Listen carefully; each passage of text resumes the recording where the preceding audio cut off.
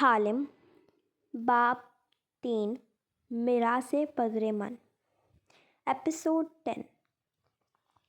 پچھلے ایپیسوڈ میں ہم نے دیکھا کہ جو ہے وہ ہمیں پاس دکھا رہے ہیں کہ کس طرح ایڈم کی نوکری گئی، اور وہاں پہ ایک بچی ہوتی ہے اور وہ جو پارک میں گئے ہوتے ہیں تو اس طرح کر کے وہ اسے بچانے کی کوشش کرتا ہے، اور اس نے بھی چھلانگ لگا دی ہے ایڈم پہ بلیو کر کے۔ اور ابھی دیکھتے ہیں آگے کیا ہوتا ہے۔ اسٹوری ہماری کافی انٹرسٹنگ ہو گئی ہے۔ اس کے پیر زمین چھونے سے قبل ایڈم نے اسے پکڑ لیا تھا۔ اگلے ہی پل وہ بچی کو اٹھائے دیوانہ وار اوپر کی طرف بھاگتا تھا۔ مجمع خوشی سے شور مچانے لگا اور بدر سمیت ورکرز ڈنڈے لیے ڈریگن کی طرف بھاگے۔ اس کو اب لگام ڈالی جا سکتی تھی۔ کیا اب یہ اس کو مار دیں گے؟ اس کی گردن کے گرد بازو پھیلائے اس سے لگی بچی نے سراسیمگی سے پوچھا۔ وہ اسے اٹھائے ٹیلے تک آ پہنچا۔ نہیں، چاہے درندہ کیسا بھی ہو، ہمیں اس کی جان لے لینا نہیں اچھا لگتا۔ لیکن اس نے ایک محفوظ جگہ پہنچ کے بچی کو زمین پہ اتارا اور اس کے ہاتھ تھامے اس کے سامنے پنجوں کے بل بیٹھا اور اس کی آنکھوں میں جھانکا۔ میں جانتا ہوں تم میٹھے سیب چرانے آئی تھی۔ تم نادیہ آئندہ چوری نہیں کرو گی۔ چوری کا پھل کبھی میٹھا نہیں نکلتا۔ ایک ذرا سی خواہش کے پیچھے زندگیاں چٹکی میں تباہ ہو جاتی ہیں۔ وہ اسے سمجھا رہا تھا اور بچی نے نظریں جھکا لی تھیں۔ اس کے ہاتھ ابھی تک ایڈم کے ہاتھوں میں تھے۔ اپنے تاریک کمرے میں بیٹھا ایڈم ابھی تک نیم پلیٹ کو تک رہا تھا۔ چمکتے دھات میں سے اسے ایک اور منظر ابھرا سا رہا تھا، جیسے کنویں کے پانی میں ہچکوئے لے کھاتا چاند کا عکس ہو۔ وہ ایک ملٹری اعزازات اور کتابوں سے سجا آفس تھا۔ وردی والا بارب شخص مرکزی کرسی پہ بیٹھا تھا اور ابرو بھینچ کے ناگواری سے سامنے یونیفارم میں الرٹ کھڑے ایڈم کو دیکھ رہا تھا۔ ایڈم کے ہاتھ سیدھے تھے، سر پہ کیپ تھی، البتہ آنکھوں پہ سخت دکھ اور بے بسی بھرے غصے نپاں تھے۔ اگر میجر بدر کو کوئی اعلیٰ اعزاز مل رہا ہے تو تمہیں اس میں کیا مسئلہ ہے کیپٹن ایڈم؟ سر، میں یہ نہیں کہتا کہ میجر بدر کو اعزاز نہ ملے۔ میں نے ڈریگن کو اس جگہ سے ہٹایا تھا، میں مانتا ہوں، مگر سر، اس بچی کو بچانے میں میرا بھی رول تھا۔ مجھے کوئی اعزاز، کوئی انعام، کچھ بھی کیوں نہیں مل رہا؟ تم نے انعام کے لیے بچی کو بچایا تھا۔ نہیں سر، لیکن مجھے گھر میں اور فوج میں یہی سکھایا گیا ہے کہ جب کچھ غلط ہوتے دیکھوں تو ہاتھ یا زبان سے اسے روکوں۔ میں نے تب بھی یہی کہا، اب بھی اپنے ساتھ زیادتی ہوتے دیکھ کے یہی کر رہا ہوں۔ وہ سنجیدگی سے کہتے ہوئے جذباتی ہو گیا تھا۔ ایوارڈ ایک ہی شخص کو مل سکتا ہے۔ چونکہ بدر کا کردار زیادہ نمایاں تھا اس لیے وہ اس کا حقدار ہے، مگر سیاحوں کی فوٹیجز، موبائل ویڈیوز جو یوٹیوب پہ موجود ہیں، ان کا کیا سر؟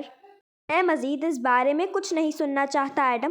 وہ اب خرختی سے بولا تو ایڈم نے نظریں جھکا لیں، گہرے سانس لیے اور آنکھیں اٹھائیں تو وہ ان میں زمانے بھر کے شکوے تھے۔ میرے ساتھ یہ سب صرف اس لیے ہو رہا ہے کیونکہ میں اورنگ اصلی ہوں، ہے نا سر؟ اورنگ اصلی، اوریجنل پیپل، نچلی ذات ہے جو بظاہر ملے جیسے ہی لگتے ہیں مگر رنگت ذرا دبتی ہوئی ہوتی ہے۔ ان کو ملیشیا میں وہی مقام آمدن دیا جاتا ہے جو امریکہ میں سفید فام کے مقابلے میں سیاہ فام کو، یا انڈیا میں براہمن کے مقابلے بلے پہ شودر کو ملتا ہے۔ بہت ہو گیا، میں آئندہ یہ ریسسٹ گفتگو نہ سنوں اس چھاؤنی میں۔ کمانڈر نے میز پہ غصے سے ہاتھ مارا تو ایڈم خاموش ہو گیا۔ بیڈ روم ابھی تک تاریک تھا۔ وہ کھڑکی کے سامنے بیٹھا تھا، ہاتھ میں یونیفارم اٹھا رکھا تھا جس پہ لگی نیم پلیٹ چاندنی سے مزید روشن ہو گئی تھی۔ ایڈم کی اداس آنکھیں اس پہ کنندہ اپنے نام پہ جمی تھیں جس پہ وہ دن آج بھی تحریر تھا جب وہ لاکر روم میں اپنے کھلے لاکر کے سامنے کھڑا تھا اور اندر سے کپڑے الٹ پلٹ کر رہا تھا۔ جب پیچھے کوئی آ کے کھڑا ہوا، ایڈم نے ایک اچٹتی نظر اپنے عقب میں ڈالی مگر پھر ٹھہر گیا۔ وہ میجر بدر تھا اور ناگواری سے اسے دیکھ رہا تھا۔ سب کہہ رہے ہیں کہ تم نے جنرل نصیر کو میل کی ہے کہ تمہیں ایوارڈ اورنگ اصلی ہونے کی وجہ سے نہیں دیا جا رہا۔ میں نے وہ کہا جو سچ ہے، وہ بے رخی سے کہہ کر واپس اپنے کپڑے کھنگالنے لگا۔ جنرل نصیر آج چھاؤنی آ رہے ہیں۔ اگر تمہیں لگتا ہے کہ وہ اس نسلی امتیاز کی کہانی کو سن کر تمہیں ایوارڈ دلوا دیں گے تو تم غلط ہو۔ ایڈم گھوما اور سنجیدگی سے اس کو دیکھا۔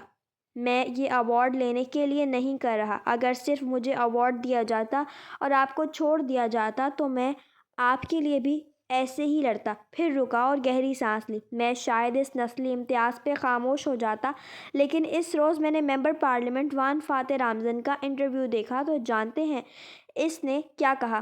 وہ کہہ رہا تھا ذاتی زندگی ہو یا کیریئر، صرف سچ بولنا اور سچ کے لیے کھڑے ہونا آپ کو ترقی دلاتا ہے۔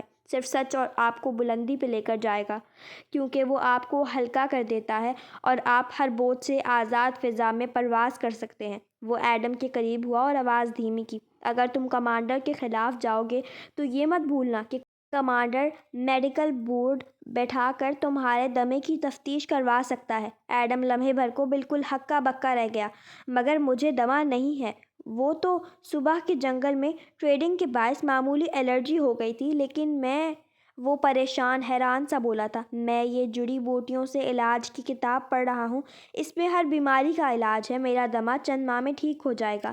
اس نے لاکر سے کتاب نکال کے دکھائی، اور دمے کی وجہ سے کسی کو فوج سے نہیں نکالا جا سکتا۔ میں تم سے ہمدردی کر رہا تھا ایڈم، عقل سے کام لو۔ صحت کے مسئلے کی وجہ سے فوج سے نکالے گئے تو کوئی تمہیں باڈی گارڈ بھی نہیں رکھے گا۔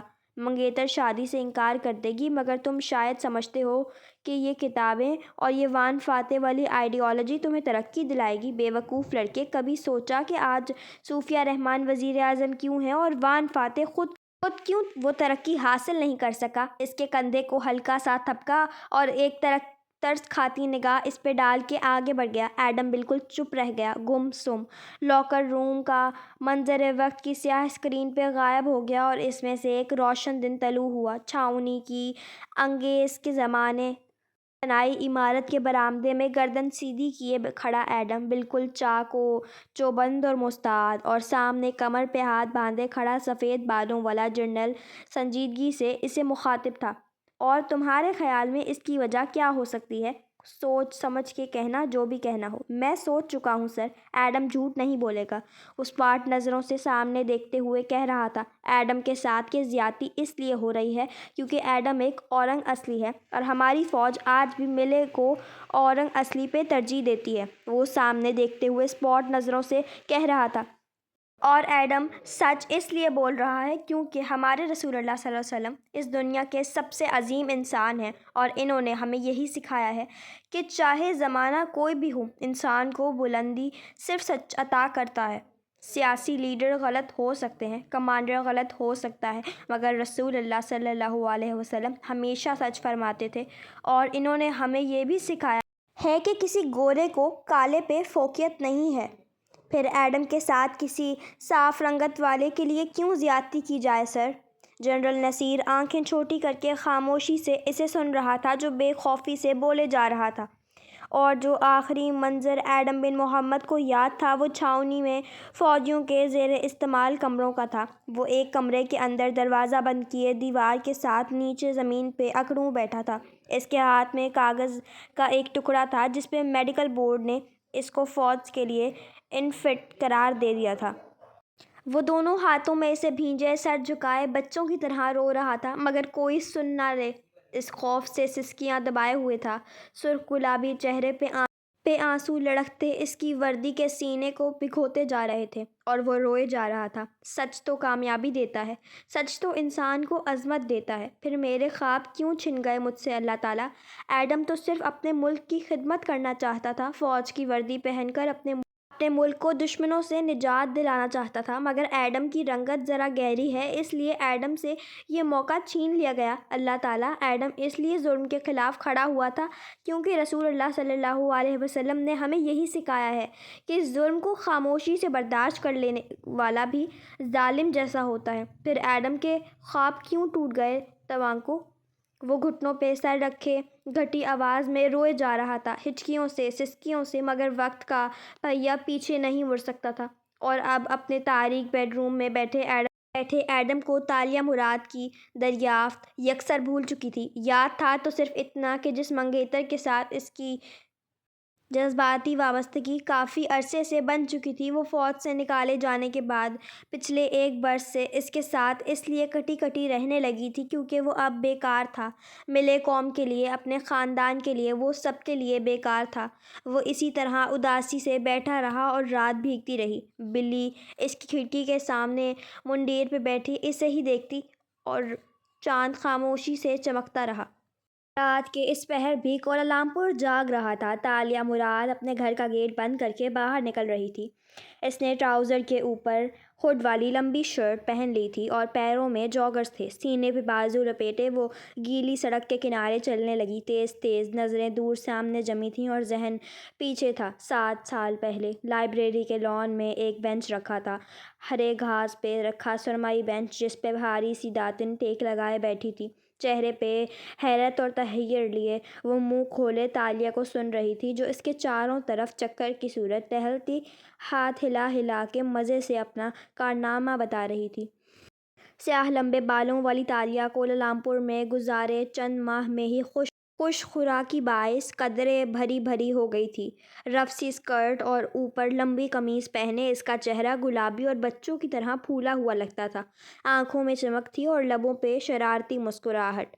پرسوں میں سوچ رہی تھی کہ سمی کے ساتھ میں کتنا برا کرنا چاہتی ہوں، بدلہ وغیرہ، تو میرا دل چاہا میں اس کا ای میل ہیک کر لوں اور اس کے سارے راز پڑھ کے دنیا کے سامنے کھول دوں، مگر پھر اس نے شرارت سے چٹکی بجائی۔ مجھے یہ خیال آیا کہ میری طرح کتنے لوگ اپنے ایکس کی ای میل ہیک کرنا چاہتے ہوں گے۔ بس پھر کیا تھا، میں نے ایک fake Facebook ID سے اشتہار لکھا اور ایسے بیٹس پہ لگا دیا کہ اتنے پیسے دو اور اپنے ایکس کا اکاؤنٹ ہیک کروا لو۔ داتن 2 دنوں میں 5 لوگ آئے جو اپنے ایکس کی ای میلز پڑھنا چاہتے ہیں۔ وہ تمہیں کبھی بھی پیسے نہیں دیں گے کیونکہ تم ہیک کر ہی نہیں سکتی۔ وہ گھوم کے اس کے سامنے آئی اور مسکرا کے بولی، ارجنٹینا، یوراگوئے اور امریکہ سے 4 لوگوں نے پیسے ایڈوانس بھیج دیے ہیں۔ صرف $50 تو ایڈوانس مانگے تھے میں نے۔ 5واں عقل مند تھا، پہلے ایڈوانس کے جھانسے میں نہیں آیا اور باقی کے $50، یہی تو اسکیم ہے اصل۔ ایڈوانس اچھا معاوضہ لے لو اور پھر اس کی ای میلز کا جواب ہی نہ دو۔ $50 سے وہ غریب نہیں ہو جائے گا، مگر ہم ضرور ایک کرائے کا مکان افورڈ کرنے کے قابل ہو جائیں گے۔ وہ کسی بھی طرح ہمیں نہیں پکڑ سکتے۔ پیسے کلیکٹ کرنے والی سروس پہ نام بھی غلط دیا ہے میں نے۔ وہ اس کے ساتھ آ بیٹھی اور جوش سے بتانے لگی۔ داتن نے گہری سانس لی۔ تالیہ، میں تمہارے ساتھ ہوں، مگر یہ یاد رکھنا کہ ایک دفعہ ہم اس راستے پہ چل پڑے تو کبھی واپس نہیں آ سکیں گے۔ ابھی بھی وقت ہے، سوچ لو۔ بس کچھ عرصے کے لیے میں یہ چھوٹے موٹے اسکیم کرنا چاہتی ہوں، پھر چھوڑ دوں گی۔ ایک گھر گاڑی بنا لوں، اچھا کاروبار سیٹ ہو جائے، پھر مجھے اس کی ضرورت نہیں رہے گی، اور ہم کون سا ان سیاستدانوں کی طرح غریب عوام سے لوٹ مار تھوڑی کر رہے ہیں۔ اس نے ہاتھ سے سڑک کی طرف اشارہ کیا جہاں مرکزی شاہراہ پہ بل بورڈ لگا تھا جس پہ وان فاتح کی تصویر آویزاں تھی۔ سوٹ میں ملبوس وہ ہاتھ بلند کیے ہوئے تھا، مسکراتا ہوا روشن چہرہ جس کے ساتھ چند حمایتی نعرے درج تھے۔ میں صرف ان لوگوں سے چند ڈالر لوٹ رہی ہوں جو کسی دوسرے کے ساتھ برا کرنا چاہتے ہیں، یعنی ای میل ہیک کروانا۔ وہ میرے خلاف پولیس میں نہیں جا سکتے کیونکہ جرم کے ارادے میں خود پکڑے جائیں گے، اور اگر وہ اپنے پیسے کی حفاظت نہیں کر سکتے تو وہ اس پیسے کی ملکیت کے اہل ہی نہیں ہیں۔ وہ جذباتی انداز میں دلائل دے رہی تھی۔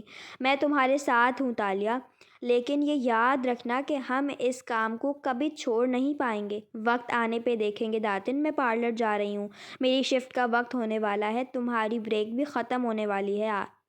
آج ہم کھانا باہر کھائیں گے۔ وہ مسکرا کے اٹھی، بیگ کندھے پہ لیا تو داتن پیچھے سے بولی، تمہارے ماں باپ، تمہارا خاندان، وہ تو ملے تھے نا، ملیشیا کے رہائشی، کیا تم ان کو ڈھونڈنا نہیں چاہتی؟ تالیہ رک گئی، لمحے بھر کے لیے بالکل خاموش ہو گئی، پھر آہستہ سے مڑی تو داتن نے دیکھا نہ وہ پریشان ہوئی تھی نہ جذباتی، اس کی آنکھوں میں اداسی تھی۔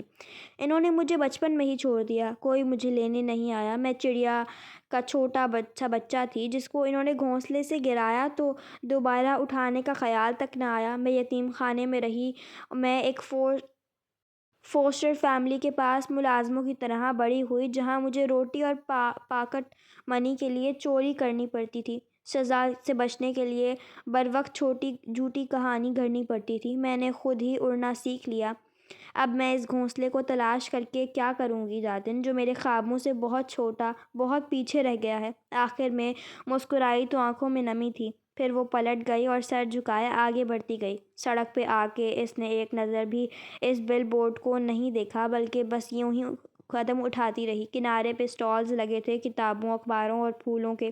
ایک اسٹال کے سامنے وہ رکی۔ وہاں سفید پھولوں کے گول تاج بنے پڑے تھے جو قدیم زمانوں میں شہزادیاں اپنے سروں پہ پہنا کرتی تھیں۔ تالیہ کے لبوں پہ مانوس سی مسکراہٹ بکھر گئی۔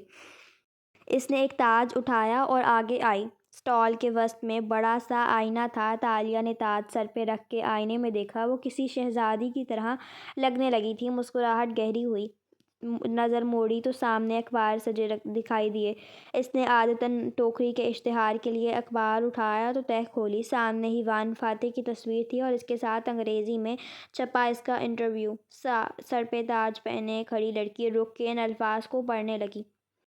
2 برس قبل پہلی دفعہ ممبر پارلیمنٹ منتخب ہونے والے وان فاتح بن رامزن سے جب ہم نے پوچھا کہ وہ ملائیشیا میں کس قسم کی بہتری دیکھنا چاہتے ہیں تو ان کا جواب روایتی سیاستدانوں سے ہٹ کے تھا۔ میں جس ملائیشیا کا خواب دیکھتا ہوں، 41 سالہ ممبر پارلیمنٹ اور سابق امریکی اسٹیٹ اٹارنی مسکرا کے ہمیں بتانے لگا، وہاں لوگ حلال گوشت خریدنے سے زیادہ حلال کمائی کا دھیان رکھنے والے بنیں گے، کیونکہ بظاہر ہم نے بہت ترقی کی ہے، اعلیٰ تعلیم اور نوکریاں، خوبصورت سڑکیں، اونچی عمارتیں اور بے پناہ ٹورازم تو ہم نے اپنی قوم کو دے دیا، مگر ہم اپنی وہ اقدار بھولتے جا رہے ہیں جن کے بغیر کوئی مسلمان مکمل نہیں ہوتا۔ 2 چیزیں انہوں نے ہمیں انگلیوں کی وی بنا کے دکھائی، گویا ان کے نزدیک فتح کی واحد وجوہات تھیں۔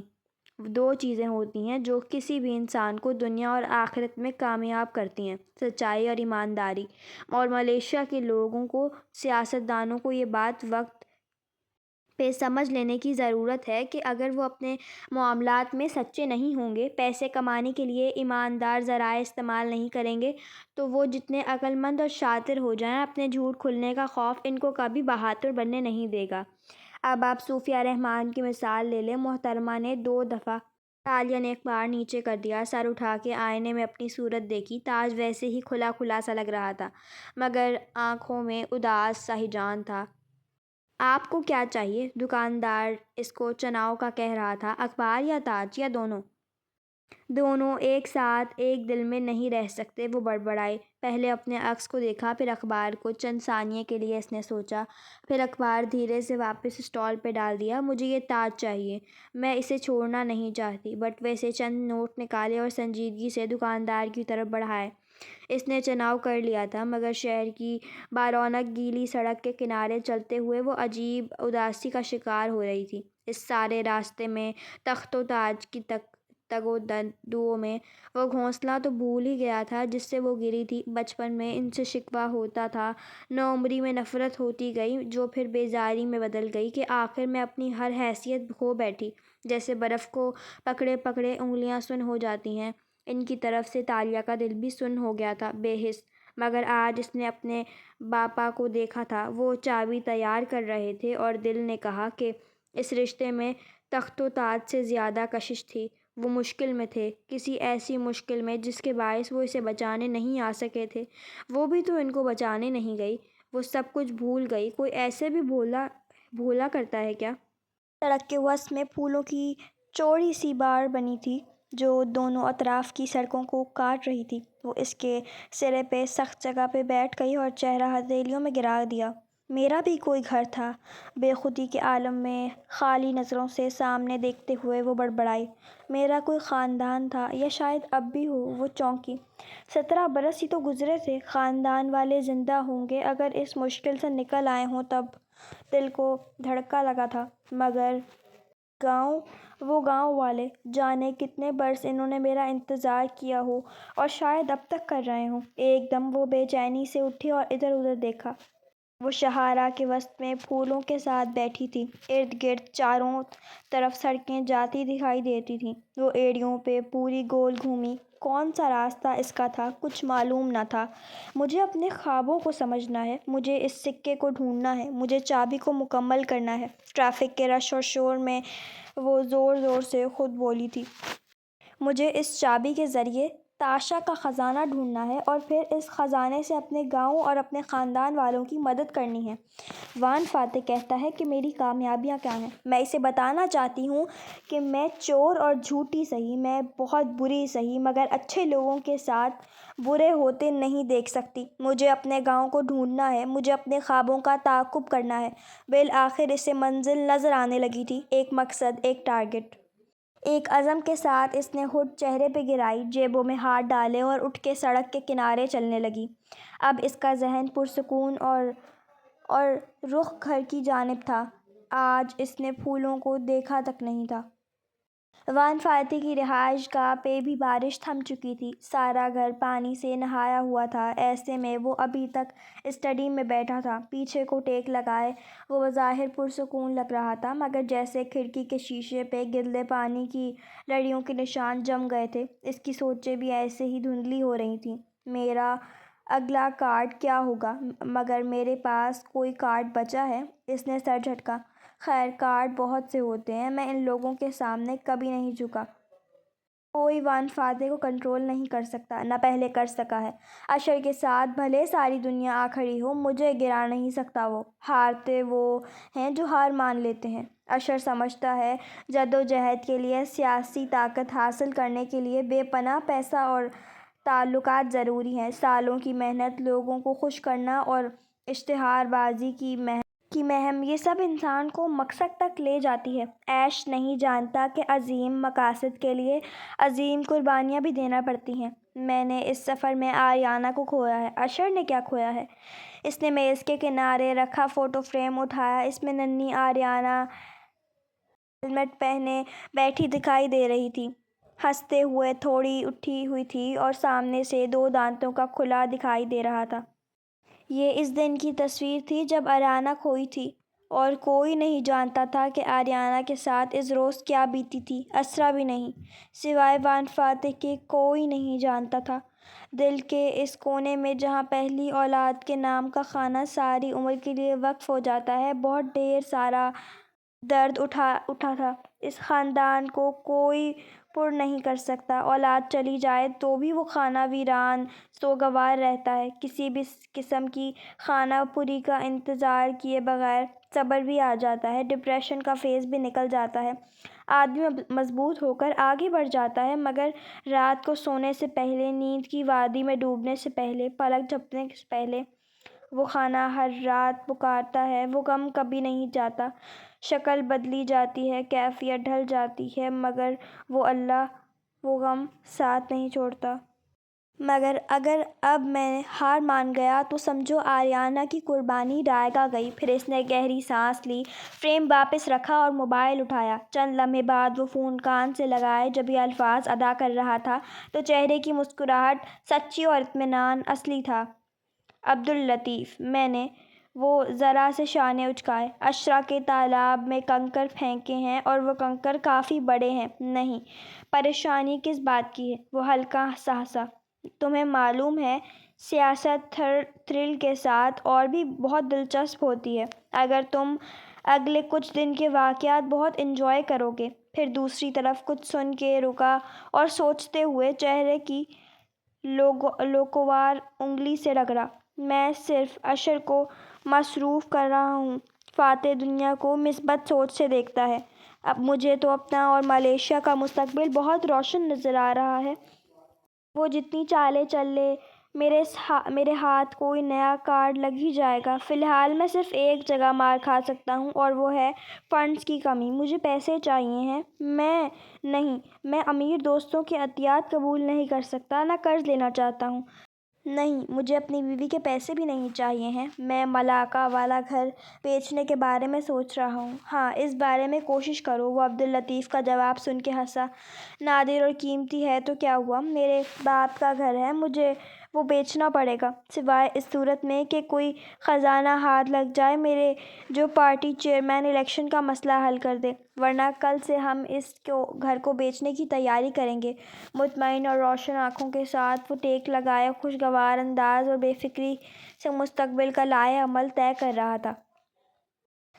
اپنے اندھیر کمرے میں بیٹھا ایڈم ابھی تک یونیفارم کو اداس نظروں سے دیکھ رہا تھا۔ ایڈم فاطمہ کو نہیں چھوڑ سکتا، اس نے تکلیف سے خود سے کہا تھا۔ وہ واحد لڑکی ہے جس سے میری برسوں سے جذباتی وابستگی ہے، مگر ایڈم اس کو نہیں چھوڑے گا۔ اس نے بند مٹھی سے آنکھیں رگڑی۔ ایڈم محنت کرے گا، لیکن ایک دفعہ پھر مایوسی اس کے ارد گرد ڈیرا ڈالنے لگی۔ ایک گھر اور کاروبار سیٹ کرنے کے لیے مجھے نوکری نہیں کہ کوئی خزانہ چاہیے، اور خزانے نے ہم جیسوں کے ہاتھ نہیں لگا کرتے۔ سڑک کنارے سے وہ ہوٹ سر پہ گرائے، جیبوں میں ہاتھ ڈالے تیز تیز چلتی گھر واپس جا رہی تھی۔ لبوں پہ بالآخر پرجوش مسکراہٹ تھی اور آنکھوں میں پرانی چمک۔ میرے سارے خواب پورے ہو جائیں گے، جزیرے کے اوپر پہاڑی کی چوٹی پہ محل، ڈھیروں دولت اور اپنے خاندان اور گاؤں والوں کی مدد کرنا۔ اور اس کے لیے مجھے کہیں دفن وہ خزانہ ڈھونڈنا ہے جو اس سنہری چابی سے کھلے گا۔ خزانہ صرف میرا ہے، کیونکہ صرف میں جانتی ہوں کہ وہ کوئی خزانہ ایگزسٹ کرتا ہے۔ تاشا کا خزانہ صرف میرا ہے۔ وہ مسکرا کے سوچتی ہوئی قدم اٹھا رہی تھی۔ کوالالمپور پہ اتری روشنیوں سے منور رات اسی طرح بھیگتی جا رہی تھی۔ اگلی صبح کی روشنی جب پھیلی تو سورج نے وان فاتح کی رہائش گاہ کے لان میں ایڈم کو سوچ میں ڈوبا بیٹھے دیکھا۔ وہ گاہے بگاہے کلائی پہ بندھی گھڑی بھی دیکھتا، کیونکہ فاتح کے جاگنگ سے واپس آنے پہ اس کو الرٹ ہو جانا تھا۔ کچن میں ملازموں کو ٹھک ٹھوک شروع ہو چکی تھی۔ اندر یقیناً بچے اور اسرا ناشتہ کر رہے تھے۔ تبھی گیٹ کھلنے کی آواز آئی تو وہ ہڑبڑا کے اٹھا، مگر نوادر فاتح نہیں تھا۔ پرس کوہنی پہ ڈالے وہ اندر داخل ہو رہی تھی۔ سنہرے بال اونچی پونی میں باندھے، سن گلاسز سر پہ ٹکائے، وہ سفید پینٹ کے اوپر گھٹنوں تک آتی فراک نما شرٹ مبلوز جو ملے لڑکیاں شوق سے پہنتی تھیں، مسکراتی ہوئی چنگم چباتے اب وہ گارڈ سے کچھ پوچھ رہی تھی۔ ایڈم کے ابرو بھینچ گئے۔ یہ یہاں اتنی صبح کیسے؟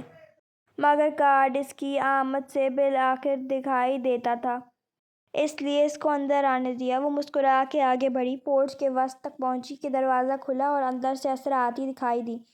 دونوں بچے اس کے ساتھ تھے، اسکول کے لیے تیار۔ اسرا خود بھی کوٹ اسکرٹ پہنے، گردن میں موتیوں کی لڑی اور بالوں کا جوڑا باندھے تیار لگ رہی تھی۔ تالیہ کو دیکھ کے ایک دم رکی، آنکھوں میں جیسے اوہ والی تاثرات ابھرے۔ تالیہ تم آ گئیں؟ انداز کو معذرت خواہ بناتے ہوئے وہ تیزی سے اس کی طرف آئی۔ تالیہ نے ناسمجھی سے اسے دیکھا۔ السلام علیکم مسز اسرا، آپ کہیں جا رہی ہیں؟ مجھے لگا آپ نے رات ڈنر پہ میرے فیور مانگنے کو سنجیدگی سے لیا تھا۔ وہ اداس ہو گئی تھی، چہرہ بجھ گیا۔ سنجیدگی سے لیا تھا تو حامی بھری تھی میں نے کہ تم میرا پورٹریٹ بناؤ گی جس کو ہم نیلامی پہ رکھیں گے، وہ نرمی سے کہتی اس کے مقابل آ رکی۔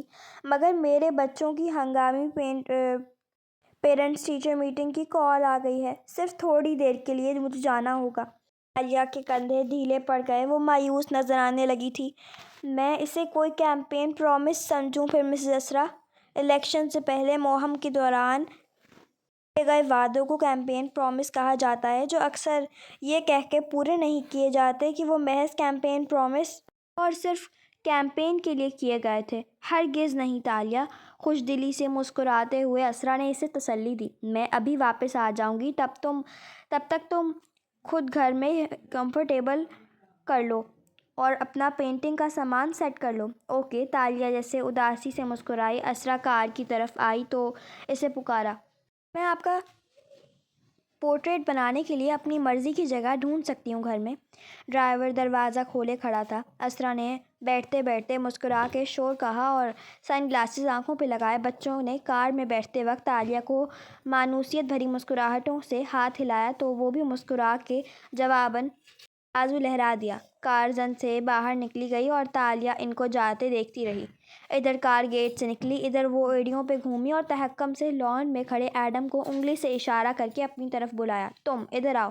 وہ پورچ میں کھڑی تھی، ایڈم لان میں تھا۔ پھر رات میں وہ اس کی حقیقت سے بھی واقف ہو چکا تھا کہ وہ جھوٹی لڑکی تھی۔ پھر بھی اتنے فاصلے اور دل کے میل کے باوجود کوئی رعب سا تھا اس میں جو وہ تابعداری سے چلا آیا۔ جی تالیہ، میری کار کی بیک سیٹ پہ جو باکس رکھے ہیں وہ لے کر آؤ میرے ساتھ اور کار کو اندر پارک کر دو۔ کار کی چابی اس کی طرف بڑھاتے ہوئے اس کی آنکھوں میں دیکھ کے بولی، مگر میں وان فاتح کے انتظار میں بیٹھا تھا۔ ان کو فوراً کچھ چاہیے ہوتا ہے اور باکسز کے اوپر ایک پاؤچ میں برشز ہوں گے، وہ لانا مت بھولنا، بے نیازی سے کہہ کر وہ گھوم گئی۔ ایڈم کو برا نہیں لگا، حالانکہ لگنا چاہیے تھا۔ کوئی بھی امیر زادی اور اوپر سے طرحدار لڑکی جو روپ بدل کے آئی کھڑی تھی اسے یوں حکم دے گی تو وہ لازمی برا منائے گا، مگر اس نے نہیں منایا۔ کچھ تھا جو اس امیر زادی میں جو اس کے اوپر چڑھے ملامہ کے باوجود خود فطری کے عام لوگوں جیسا تھا۔ ایڈم نے چابی تھام لی اور گیٹ کی طرف چلا گیا۔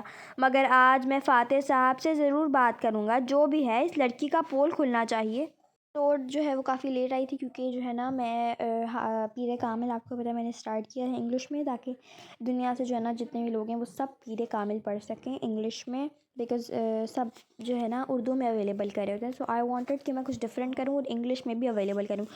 تو اس سے آپ اردو سننے والے لوگ بھی پڑھ سکتے ہیں، تاکہ ان کی جو ہے اردو لسننگ اسٹوریز یہ بھی ان کی اچھی ہو سکتی ہے۔ سو انشاءاللہ اب میری ویڈیوز تھوڑا ڈسٹینس پہ آئیں گی کیونکہ ابھی میں اسٹڈیز میں بہت بزی ہوں۔ تو ملتے ہیں نیکسٹ ایپیسوڈ میں، تب تک کے لیے اللہ حافظ۔